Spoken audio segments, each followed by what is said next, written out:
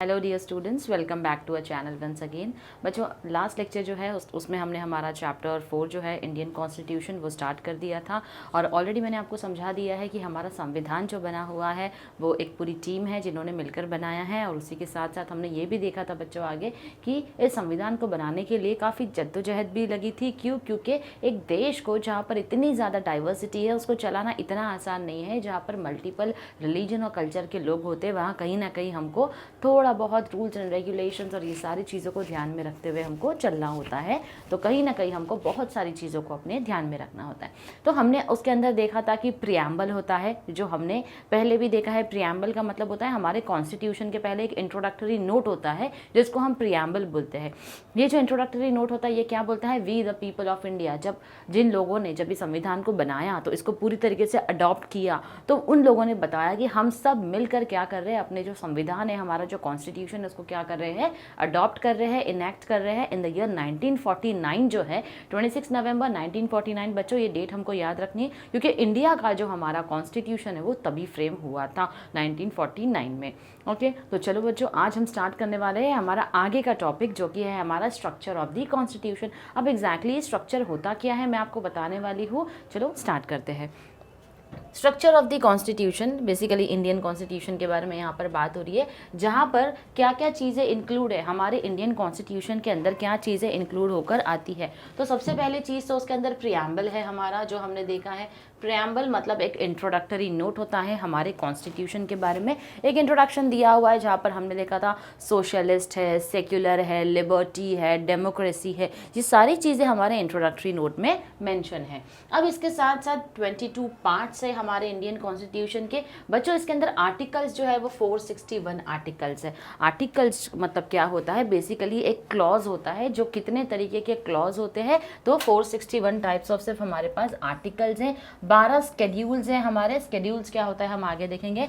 118 amendments है और उसी के साथ साथ 2 अपेंडिसेस हैं। बच्चों स्केड्यूल्स जो है, स्केड्यूल्स का मतलब क्या होता है? जैसे कि हमने एक टाइम टेबल बनाया, राइट?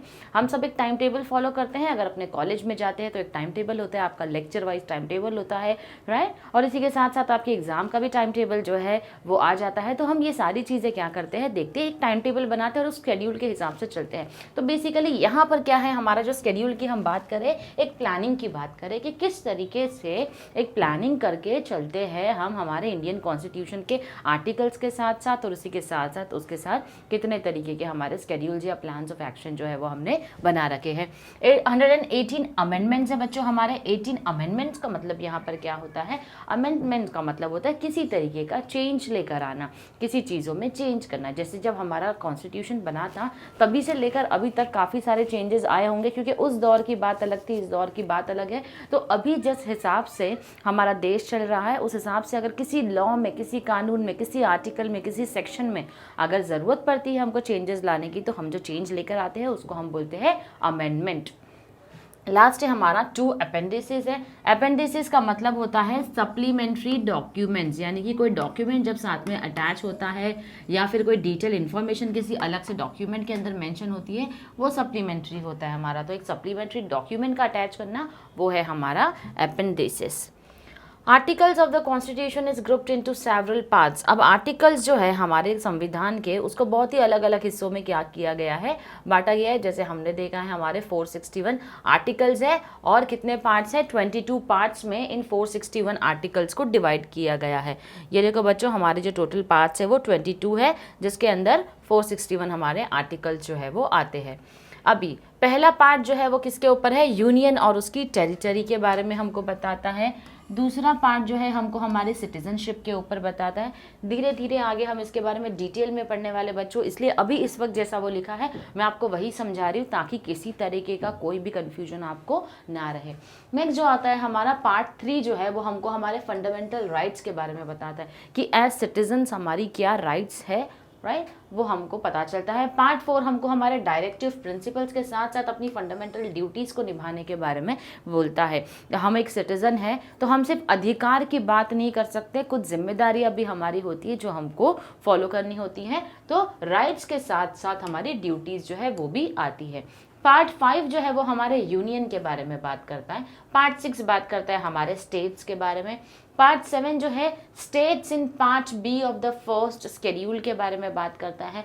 पार्ट 7 बात करता है, पार्ट 8 जो है वो बात करता है यूनियन टेरिटरीज के ऊपर। पार्ट 9 बात करता है पंचायत सिस्टम के ऊपर और म्यूनिसिपैलिटीज के ऊपर जो फॉर्म हुई है।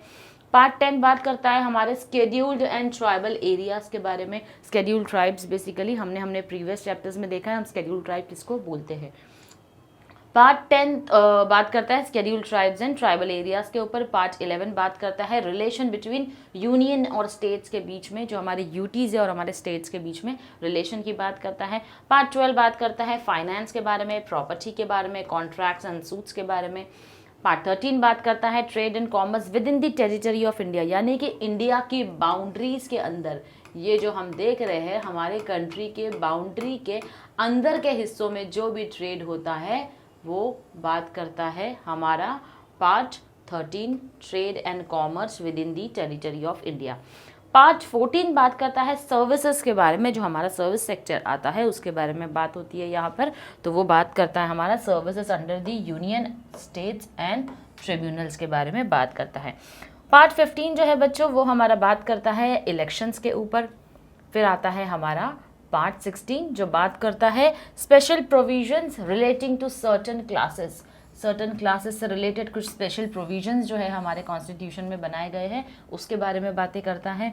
पार्ट 17 जो है वो बात करता है हमारी लैंग्वेजेस के बारे में, कितने तरीके की लैंग्वेजेस है, कौन सी लैंग्वेज किस तरीके से रिकॉग्नाइज की गई है, जो हमने लैंग्वेजेस में देखा है उस बारे में यहाँ पर बात होती है। पार्ट 18 जो है वो इमरजेंसी प्रोविजंस के ऊपर बात करता है। इन केस अगर स्टेट में इमरजेंसी आती है तो उस सिचुएशन में क्या होना चाहिए उसके बारे में बात होती है। पार्ट 19 जो है वो मिसलेनियस यानी अदर चीज़ों के बारे में बात करता है जो कि बहुत इंपॉर्टेंट है। पार्ट 20 जो है वो बात करता है अमेंडमेंट ऑफ द कॉन्स्टिट्यूशन, जैसे मैंने आपको बताया कि किन किन चीज़ों में चेंज लाया जा सकता है, अगर लाया जा सकता है तो वो चेंज किस तरीके से एप्लीकेबल है। पार्ट 21 जो है वो बात करता है temporary, transitional and special provisions के बारे में। पार्ट 12 बात करता है शॉर्ट टाइटल्स के बारे में, डेट ऑफ कमेंसमेंट के बारे में, authoritative text in Hindi and repeals. तो बेसिकली ये हमारे 22 पार्ट है बच्चों। कितने पार्ट है? 22 पार्ट्स है, जिसके अंदर हमारे क्या डिवाइड है? आर्टिकल्स डिवाइड है। जो आर्टिकल्स बनाए हुए हैं जो कि अलग अलग क्लॉजेस होते हैं। तो कितने आर्टिकल्स हैं हमारे आर्टिकल्स है 461। यस 461 जो है वो हमारे क्या है? आर्टिकल्स है। तो ये 22 हिस्सों में हमारे आर्टिकल्स को क्या किया गया है? डिवाइड किया गया है। बच्चों अब हम बात करेंगे हमारे स्केड्यूल्स के बारे में। ठीक है, ये देख लो, स्केड्यूल का मतलब बेसिकली एक प्लान होता है, एक टाइम टेबल होता है। तो यहाँ भी एक टाइम टेबल बना हुआ है जहाँ पर कौन से आर्टिकल्स किसके अंदर आते हैं। तो फर्स्ट स्केड्यूल के अंदर हमारे आर्टिकल 1 से लेके आर्टिकल 4 तक आते हैं। इस तरीके से बच्चों हमको सारे आर्टिकल्स के बारे में दिया हुआ है, क्योंकि यहाँ पर थोड़ी सी लैंग्वेजेस जो है ना बच्चों वो थोड़ी आपके लिए इजी नहीं है समझने के लिए। तो आपको थोड़ा सा इजी करने के लिए मैंने क्या किया है, बेसिकली यहाँ पर मैंने आपके लिए एक छोटा सा इंडियन कॉन्स्टिट्यूशन के ऊपर उसके आर्टिकल्स के बारे में, उसके स्केड्यूल्स के बारे में लिख दिया है, ताकि आपको और अच्छे से समझ में आ जाए कि ये जो स्केड्यूल्स होते हैं ये एग्जैक्टली क्या होते हैं और किसके बारे में बात करते हैं। जैसे हमारा जो फर्स्ट स्केड्यूल बच्चों हमने देखा वो आर्टिकल 1 से लेके आर्टिकल 4 के अंडर आता है, राइट। आर्टिकल 1 से आर्टिकल 4 के अंडर आता है। तो कहीं ना कहीं बच्चों यहाँ पर क्या होता है, हमको डिटेल में समझ में आना ज़रूरी है कि ये आर्टिकल किस बारे में बात कर रहा है। ओके, फर्स्ट शेड्यूल के अंदर आता है हमारा आर्टिकल 1 से आर्टिकल 4। मैं यहाँ पर लिख लेती हूँ आपके रेफरेंस के लिए। ओके, यहाँ पर आएगा आपका आर्टिकल 1 से 4 तक के अंदर आता है आपका first schedule.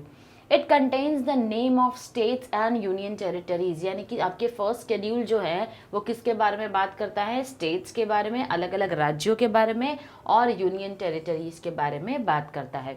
Territorial jurisdiction of states is also included. Territorial jurisdiction का मतलब होता है कि बेसिकली कौन से स्टेट्स के अंदर कौन से स्टेट्स हमारे जुरिस्डिक्शन में आते हैं या कौन से जो है वो सेंट्रल मिनिस्ट्री की जुरिस्डिक्शन में आते हैं, उसके बारे में भी यहाँ पर क्या होती है, बातें होती है। कौन से, हमारे first schedule of Indian constitution. बच्चों हमको ये चीज़ बहुत अच्छे से याद रखनी है कि हमारा फर्स्ट शेड्यूल में कौन से आर्टिकल्स आते हैं। आर्टिकल 1 से लेकर आर्टिकल 4 जो है वो किसका हिस्सा है, हमारे फर्स्ट शेड्यूल का। फर्स्ट शेड्यूल किसके बारे में बात करता है बच्चों, स्टेट्स के बारे में बात करता है और यूनियन टेरिटरीज के बारे में भी बात करता है। आई होप यहाँ तक हम क्लियर है। इसके बाद हम अब आगे बढ़ेंगे। ओके, नेक्स्ट है हमारा second schedule of Indian constitution. बच्चों जो सेकेंड शेड्यूल है हमारा, इसके अंदर काफ़ी सारे ऐसे भी आर्टिकल्स हैं जो आते हैं, जो हम समझने की कोशिश करेंगे कि कौन से आर्टिकल्स जो है वो हमारे इसके अंदर आते हैं। सेकेंड शेड्यूल के अंदर आते हैं हमारे आर्टिकल्स जो कि है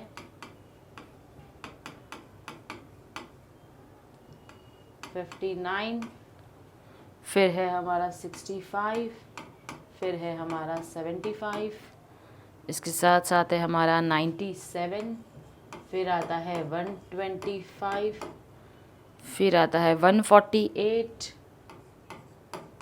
फिर आता है 158, उसके बाद आता है 164, उसके बाद आता है 186 एंड लास्ट में जो है हमारा वो है 221। अब बच्चों समझने की कोशिश करेंगे सेकेंड शेड्यूल जो है वो किसके बारे में बात कर रहा है।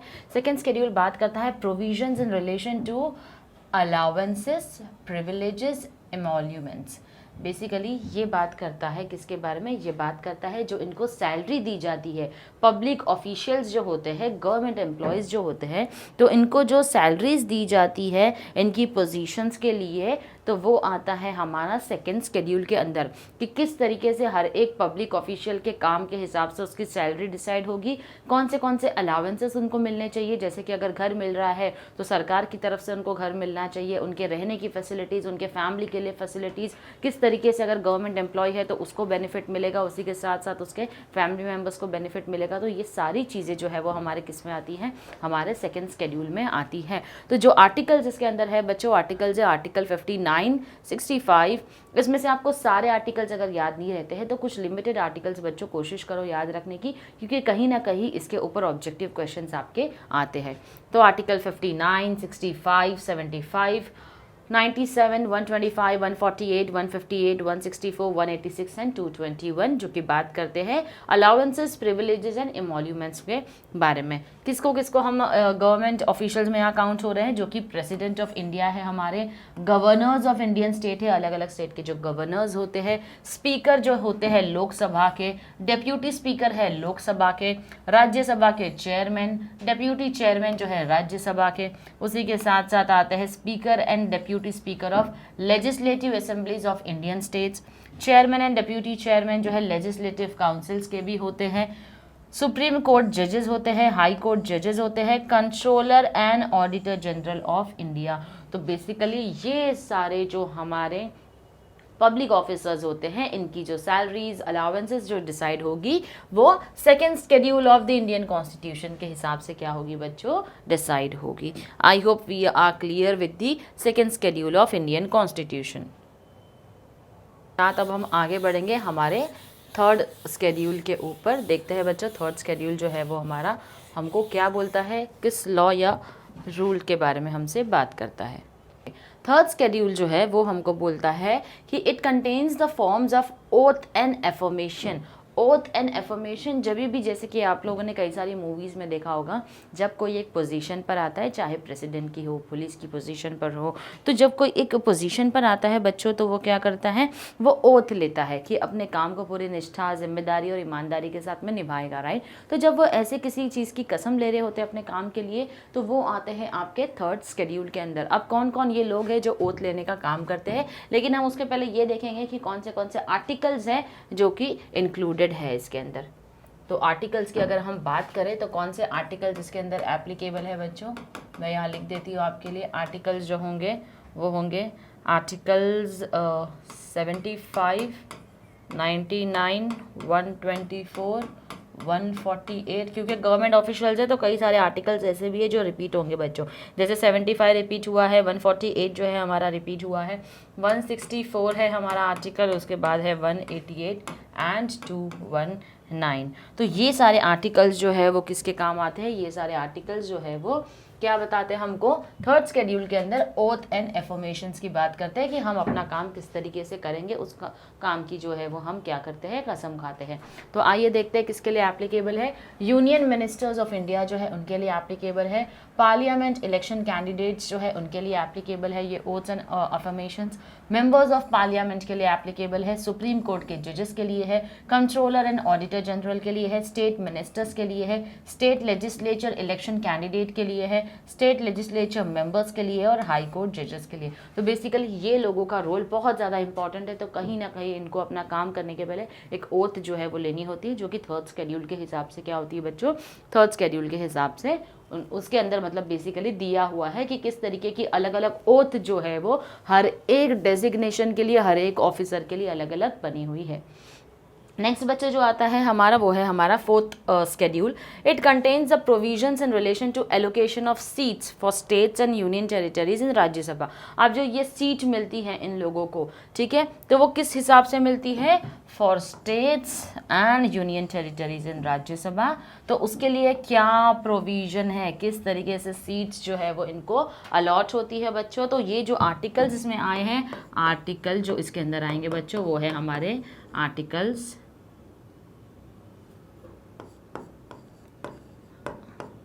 Articles 4 and 80।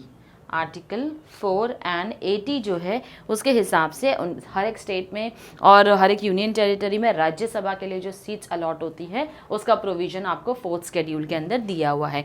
नेक्स्ट आता है हमारा फिफ्थ शेड्यूल, जो कि बात करता है it contains provision in relation to administration and control of scheduled areas and scheduled tribes. तो बेसिकली यहाँ पर जो इनके एडमिनिस्ट्रेशन की बात आती है, एडमिनिस्ट्रेटिव कौन होते हैं बच्चों, हमारे एग्जीक्यूटिव्स होते हैं, ऑफिसर्स होते हैं हमारे जो पब्लिक के लिए काम करते हैं, पब्लिक ऑफिसर्स। जैसे हमको पता है आईएएस जो है वो पब्लिक ऑफिसर्स होते हैं, डेफिनेटली एडमिनिस्ट्रेटिव को बिलोंग करते हैं वो, इंडियन एडमिनिस्ट्रेटिव सर्विसेज, राइट। तो कहीं ना कहीं स्केड्यूल एरियाज और स्केड्यूल ट्राइब्स में जब हम एडमिनिस्ट्रेशन की बात करते हैं तो उनके रिलेशन में जो दिया हुआ है that is a part of fifth schedule as पर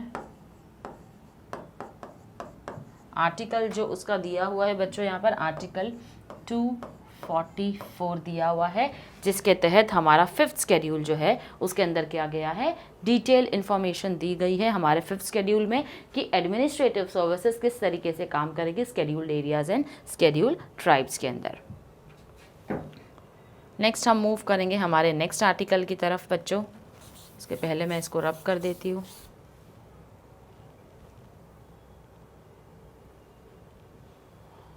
ओके, नेक्स्ट जो आर्टिकल है हमारा बच्चों वो है हमारा आर्टिकल 6 शेड्यूल के हिसाब से जो आएगा। 6 शेड्यूल के हिसाब से हमारा आर्टिकल है 244 एंड 275। तो यहाँ पर आएंगे हमारे दो आर्टिकल 244 एंड 275। यहाँ पर फिर से हमारा आर्टिकल 244 जो है वो रिपीट होता है, क्योंकि पहले भी जो था वो schedule areas and schedule tribes के ऊपर था। अब यहाँ पर 6 शेड्यूल हमको क्या बोलता है, it contains provision in relation to administration of tribal areas. अब स्पेसिफिक ट्राइबल एरियाज के बारे में यहाँ पर बात हो रही है। कौन से स्टेट्स की बात हो रही है, असम की बात हो रही है, मेघालय की बात हो रही है, त्रिपुरा एंड मिजोरम की बात हो रही है। तो यहाँ की जो एडमिनिस्ट्रेटिव सर्विसेज होगी ट्राइबल एरियाज के लिए, तो कहीं ना कहीं उसके लिए जो आर्टिकल है 244 एंड 275 जो कि आता है आपके 6th शेड्यूल के अंदर। तो it is a part of your 6th schedule. Next जो आर्टिकल 7th शेड्यूल आता है, जिसके अंदर हमारे आर्टिकल जो आते हैं बच्चों, उसके अंदर है हमारा आर्टिकल 246। तो यहाँ आएगा हमारा article 246। Okay, this schedule deals with 3 legislative list, union, state and your concurrent. तो बेसिकली हमारी जो 3 लेजिस्लेटिव लिस्ट है, यूनियन, स्टेट और कॉन्करेंट, वो आती है हमारी 7th शेड्यूल के अंदर, which is as per article 2, 4 and 6। Next बच्चों आता है हमारा 8th शेड्यूल। 8th शेड्यूल जो है बच्चों हमारा वो ज़्यादातर हमारे ऑफिशियल लैंग्वेजेस के ऊपर बेस्ड है, ऑफिशियल लैंग्वेजेस के ऊपर बेस्ड है। तो हमारा 8th शेड्यूल है जिसके अंदर आर्टिकल्स आएंगे हमारे, यहाँ पर लिख देती हूँ मैं बच्चों, आर्टिकल जो आएंगे वो है 344 एंड 3 344 एंड 351 ये दो आर्टिकल है जो कि हमारे 8th शेड्यूल में आते हैं। It deals with 22 official languages recognised by the constitution of India. कितनी लैंग्वेजेस रिकॉग्नाइज की गई है बच्चों? 22, यानी ऑफिशियल पर्पसेस के लिए ये 22 लैंग्वेज जो है वो यूज कर सकते हैं आप। कौन से आर्टिकल है इसके अंदर? Article 344, article 351। बच्चों ये स्पेसिफिकली उन लोगों के लिए और ज़्यादा इंटरेस्टिंग होगा जिन्होंने कहीं ना कहीं अपनी लाइफ में आगे जाके एडमिनिस्ट्रेटिव सर्विसेज लेने का सोच रखा है, तो आपके लिए बहुत ही इंपॉर्टेंट होगा ये। अगर आप चाहो तो आर्टिकल को पढ़कर उसको समझने की कोशिश करो। जो IAS जैसी प्रोफाइल के लिए जाना चाहते हैं, एडमिनिस्ट्रेटिव सर्विसेज में जाना चाहते हैं, तो बहुत ही इंटरेस्टिंग है हमारा ये टॉपिक। ओके, बात करते हैं हमारे 8th शेड्यूल के ऊपर, जहाँ पर ऑफिशियली 22 लैंग्वेजेस है जिसको रिकॉग्नाइज किया गया है। तो ये सारी लैंग्वेजेस हैं, असामिस है, बंगाली है, बोडो है, डोंगरी है, जिसको डोगरी भी बोला जाता है, Gujarati, Hindi, Kannada, Kashmiri, Konkani, then we have Maithili language, Malayalam, Manipuri, Marathi, Nepali, Odia, Punjabi, Sanskrit, Santali, Sindhi, Tamil, Telugu and Urdu. तो these are the 22 officially recognised language जो कि आर्टिकल 344 एंड आर्टिकल 351 के तहत ऑफिशियल लैंग्वेजेस के लिए बनाया गया है। नेक्स्ट आता है हमारा 9th शेड्यूल जो कि बात करता है। 9th शेड्यूल जो है बच्चों वो बहुत ही इंपॉर्टेंट है क्योंकि ये हमारे आर्टिकल्स जो दिए हुए हैं इसके अंदर, that is article 31 to 8। Okay, ये यहाँ पर हमारे जो आर्टिकल आएंगे that is for article 31(8). Okay, अब ये जो 9th शेड्यूल है हमारा, it deals with state acts and regulations of that deal with land reforms and the abolition of zamindari system. जो जमींदारी सिस्टम हुआ करती थी, जमींदार हुआ करते थे तो ज़्यादा से ज़्यादा लैंड को एक्वायर करके रखते थे और कहीं ना कहीं उसके ऊपर बंधुआ मजदूर भी होते थे जिनसे वो काम करवाते थे। तो ये जमींदारी सिस्टम को कम्प्लीटली अबॉलिश करने, इस प्रैक्टिस को निकालने के लिए तो जो भी इसके अंदर सेक्शंस या लॉज बने हैं that is in the article 31 to 8 जो कि हमारे 9th शेड्यूल का एक हिस्सा है। It also deals with the acts and regulations of the parliament dealing with other matters. इसी के साथ साथ ये जो है रेगुलेशंस की बात करती है। कई सारे एक्ट्स बनाए हैं, किससे रिलेटेड बनाए हैं? पार्लियामेंट के अंदर की जो मैटर्स के अंदर जो डीलिंग्स होती है उससे रिलेटेड बनाए गए हैं। एक और चीज़ है बच्चों जो कि बहुत ज़्यादा ज़रूरी है आपके जानने के लिए, 9th शेड्यूल जो है बच्चों, 9th शेड्यूल जो है एक ऐसा शेड्यूल है जिसके अंदर आप कुछ हिस्सों में गवर्नमेंट को चैलेंज नहीं कर सकते हो, अगेंस्ट कोर्ट में केसेस फाइल नहीं कर सकते हो, तो वो भी आपके 9th शेड्यूल का एक हिस्सा है। अच्छा, अब इसके अंदर एक इन्फॉर्मेशन दी हुई है जो कि बहुत ही ज़्यादा ज़रूरी है। First amendment act 1951 added to 9th schedule, यानी जो सबसे पहला अमेंडमेंट किया गया था, चेंज लाया गया था, वो किस में आया था? 9th शेड्यूल के अंदर आया था। To protect the laws included in it from judicial scrutiny on the ground of violation of fundamental rights. अगर किसी के फंडामेंटल राइट्स को छीनने की कोशिश की जा रही है, उसको वायलेट किया जा रहा है, तो पहला तो उनको प्रोटेक्ट करने के लिए जो लॉ बना था वो हमारे 9th शेड्यूल का हिस्सा रहा है। लेकिन 2007 के हिसाब से क्या बोला जा रहा है? Supreme Court ruled that the laws included in this schedule after April 24, 1973 are now open to judicial review. तो पहले जिस चीज़ की मनाही की गई थी अभी वो जुडिशियल रिव्यू के लिए क्या है? ओपन किया गया है। तो ये है बोलता है हमको हमारा 9th शेड्यूल। नेक्स्ट जो हमारा टॉपिक है 10th शेड्यूल के ऊपर, तो बेसिकली ये हमको बोलता है it contains provisions relating to disqualification of the members of parliament and state legislatures on the ground of defection. तो बेसिकली यहाँ पर हमको बोला जा रहा है, इसके अंदर जो आर्टिकल है आर्टिकल 102 एंड 192। 10th शेड्यूल जो है वो बोलता है कौन से आर्टिकल के अंदर दिया है? आर्टिकल 102 एंड 191 है। 102 एंड 191 ये है हमारे 10th शेड्यूल का article. Okay, it contains provisions relating to disqualification, यानी ऐसे मेंबर्स जिन्होंने डिफेक्शन के बेसिस पे या रूल्स एंड रेगुलेशन को तोड़ा हो तो उनको डिस्क्वालीफाई किया जा सकता है। कहाँ से? From the member of parliament and state legislature on the ground of defection.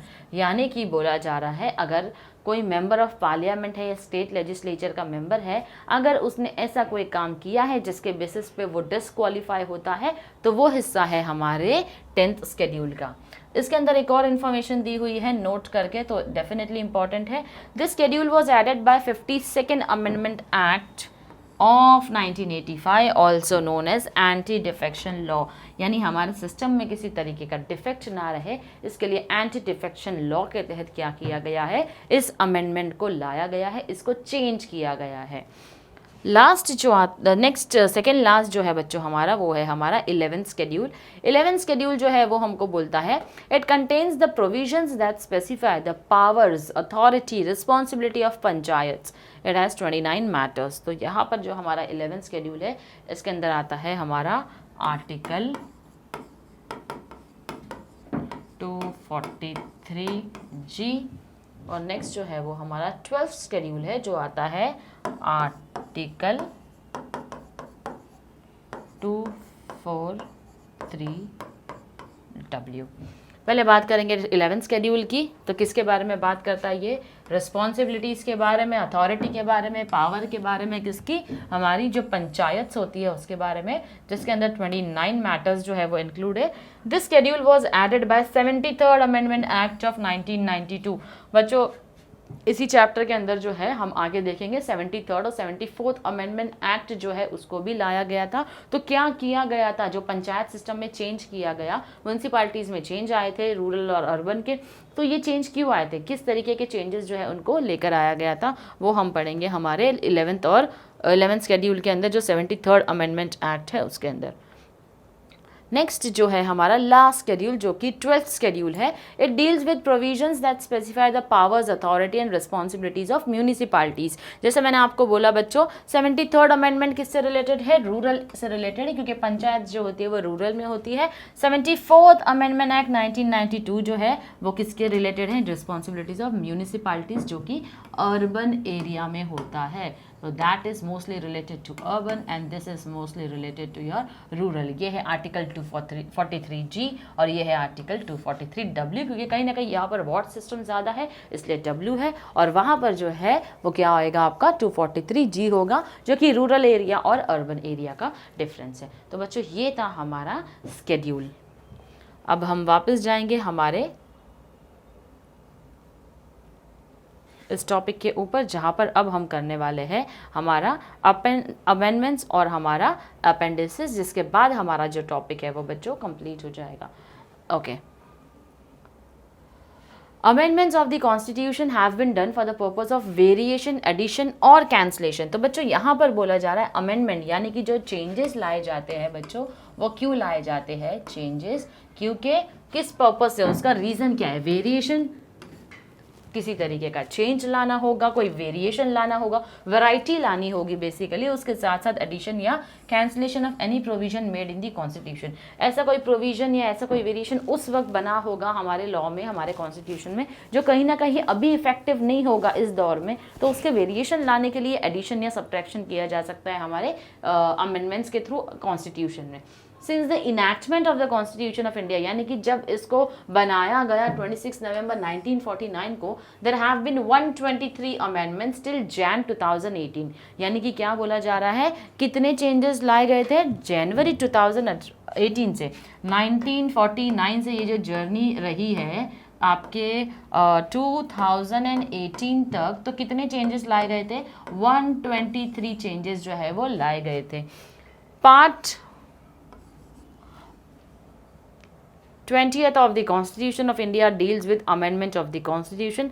Article 368 जो है वो बोलता है power of parliament to amend the constitution and the procedure of it. यानी आर्टिकल 368 बोलता है कि पावर किसके हाथ में, पार्लियामेंट के हाथ में पावर है कि वो कॉन्स्टिट्यूशन के अंदर क्या कर सकता है, अमेंड कर सकता है, यानी चेंज ला सकता है, वेरिएशन ला सकता है, कुछ एडिशन कुछ सब्ट्रैक्शन कर सकता है उसके अंदर से, और एक प्रोसीजर जो है वो फॉलो करते हुए क्या कर सकता है, उसको फॉलो कर सकता है। तो ये था हमारा अमेंडमेंट।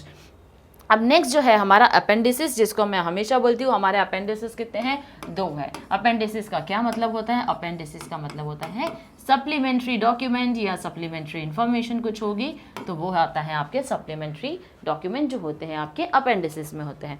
अपेंडिक्स 1 हमको क्या बोलता है, the constitution application to Jammu and Kashmir order 954 के हिसाब से, यानी कि जो हमारा कॉन्स्टिट्यूशन है उसका एप्लीकेशन जम्मू एंड कश्मीर में भी होता है, बिकॉज वो भी अब हमारे इंडिया का हिस्सा है तो उसको हम इग्नोर नहीं कर सकते। अब मतलब पहले से है डेफिनेटली, लेकिन क्या है वो हमारे इंडिया का हिस्सा है तो कहीं ना कहीं हमारे कुछ रूल्स एंड रेगुलेशन वहाँ भी एप्लीकेबल है।